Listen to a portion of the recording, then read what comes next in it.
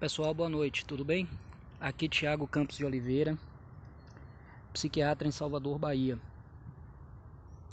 Hoje eu quero gravar esse áudio porque uma das formas com as quais nós podemos promover a saúde mental, promover o bem-estar mental, é através da boa relação com nossos pares, com as pessoas que nos circundam, com as pessoas com quem convivemos, com as pessoas com quem trabalhamos, com as pessoas da nossa família.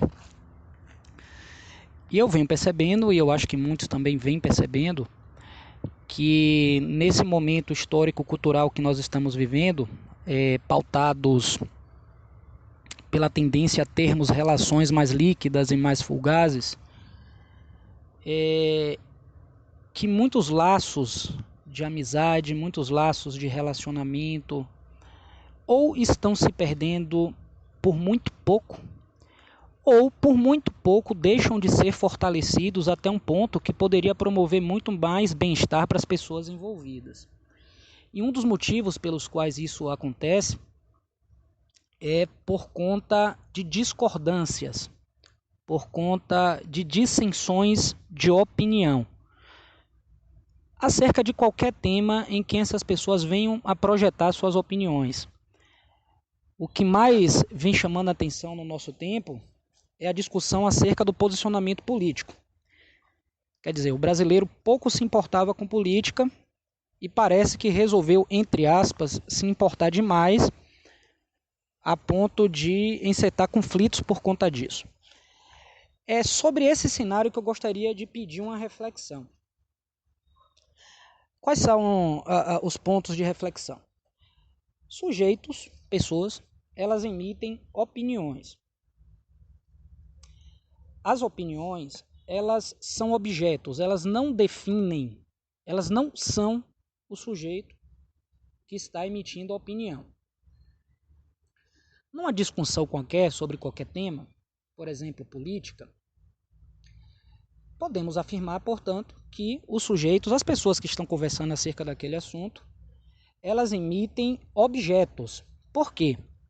Porque as opiniões são objetos, são coisas que estão fora do sujeito, elas não consistem na pessoa que está emitindo aquela opinião. E aí o que acontece nas discussões, né, nos dias de hoje? Os objetos são diferentes, as opiniões são diferentes. Então, os sujeitos, eles vão construir um argumento acerca de determinado assunto e percebem que o objeto, que é a opinião, o resultado daquele argumento é diferente da do outro. É isso que muitas vezes acontece.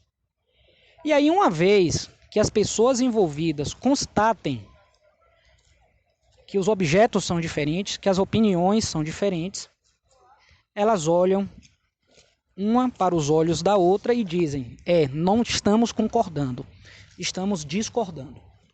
É isso que acaba acontecendo. Uma observação: nós achamos que isso acontece porque os argumentos, os objetos, as opiniões, elas não coincidem. Então, se em conversando sobre política, eu acho que o político A está tomando atitudes corretas por isso, e você acha que o político A não está tomando atitudes corretas por isso, pelo fato de os objetos serem diferentes, o que as pessoas, o que as pessoas tendem a concluir é de que houve uma discordância. E conferem a esse tipo de conversa, muitas vezes, infelizmente, um tom de intolerância, ou de que o outro é intolerante, um tom de bate-boca, um tom de falta de diálogo. Aí eu trago a seguinte pergunta: os fatos dos argumentos, dos objetos, e das opiniões não serem os mesmos da pessoa A com a pessoa B, significa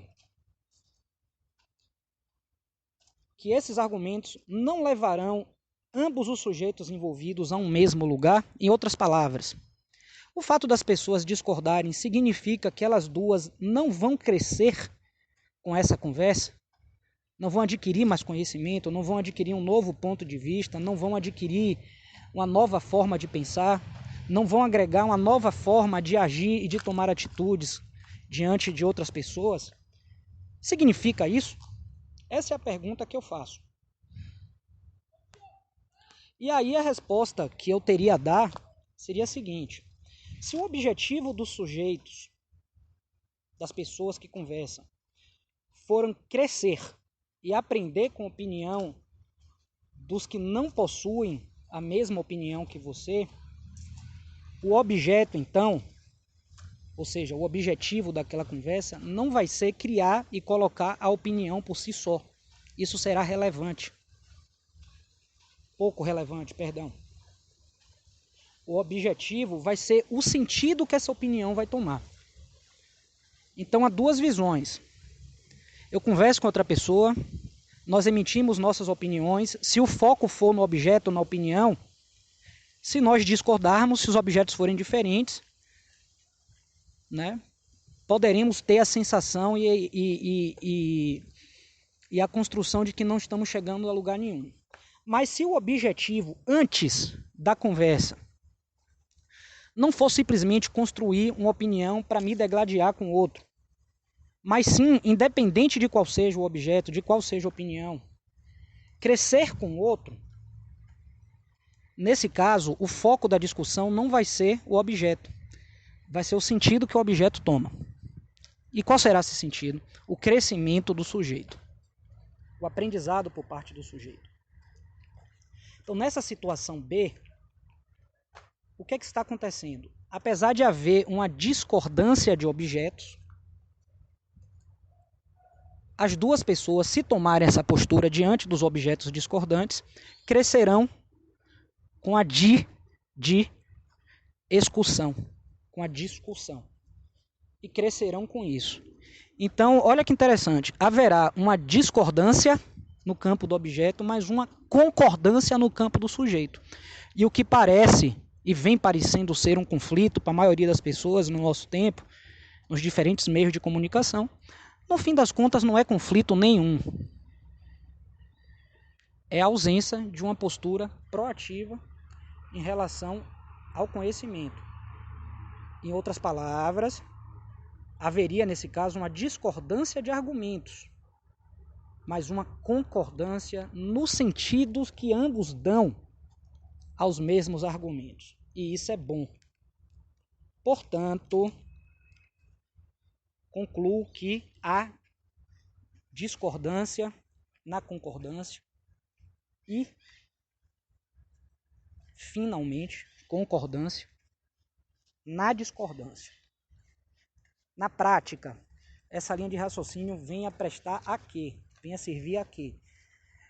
Vem a servir a uma mudança de atitude diante do que nos coloca. Podemos discordar, mas podemos crescer com essa discordância. E se a outra pessoa também tiver a intenção de crescer com a discordância, então não haverá discordância. No fim das contas, haverá concordância. Abraço e beijo a todos.